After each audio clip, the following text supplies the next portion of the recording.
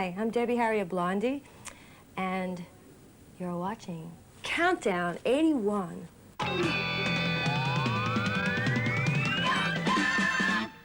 Well, Debbie, Chris, welcome yet again to Countdown. It seems like the annual affair of coming to New York. It is. Yeah, it's about time you came down to Australia again, I reckon. Yeah, it is. All right, let's go to Autoamerican, which is completely different to anything else around.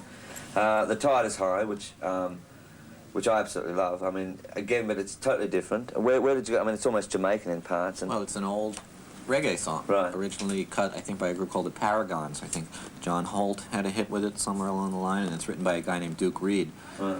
Well, I've heard the originals. I mean, it's, again, you've given a new sort of dimension to it, though. Again, it's experimentation. I mean, do you like taking risks? I mean, it's like Bowie, you know? Yeah, but, yeah, well, that's the whole thing. I mean, I can't... You have to take It's risks. exciting, you know. I mean, if we were... I feel somehow that if we stuck to a formula, we would be condemned as much, you know. Right. And it's sort of more interesting for us, especially since we do have, you know, this kind of varied input. And we've always, really, right through from the very beginning, we've always called ourselves a pop group, and we've always drawn from a lot of different types of music. And I think probably on the first record, you can see sort of a little bit of a difference in the material, but I think that as we've improved, you know, as we've become more experienced musicians and technicians ourselves, we're able to pull it off even more. Well, let's just take each of the beat and the film clips completely outdoors and almost to a point of not being very flattering for what the image supposedly is of you, Deborah, you know? Is that the way you'd like it to be, like sometimes just cold and raw? Well, I think that that's what rock and roll is, you know, and that certainly is a part of what the music from 1975 to the present has stood for.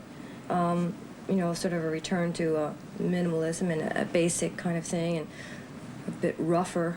Right.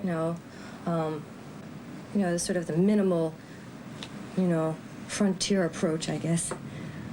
All those albums and knowing all those albums now, has it changed you very much? No, I don't. Carefully look at it.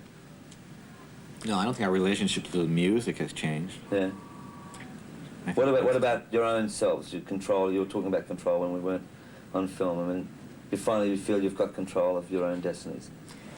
Creative control. Yeah. Which, unfortunately, I think a lot of people in, you know, commercial music and art often have to, I don't know, sacrifice things to become, I don't know, to sort of maintain a career and to satisfy companies, you know. Everybody loses their illusions that they have. You know, Yeah. I personally have lost a lot of illusions that I've had about the show business and the magical quality of the whole thing, you know. Whereas critics like to sort of lock groups into categories, especially the English critics, and they've had a field day with you, especially with Autoamerican. Well, we were expecting a backlash from the English critics actually for Eat to the Beat because, you know, they like to feel that they're in control themselves, you know. You know, the whole thing about Blondie is being eclectic and doing a lot of different styles, and I think now that we have so much work out, people can really sort of sit back and look at it and say, look, they really do go through this whole transition of all these different styles. Right. And that's one of the things we've always tried to do.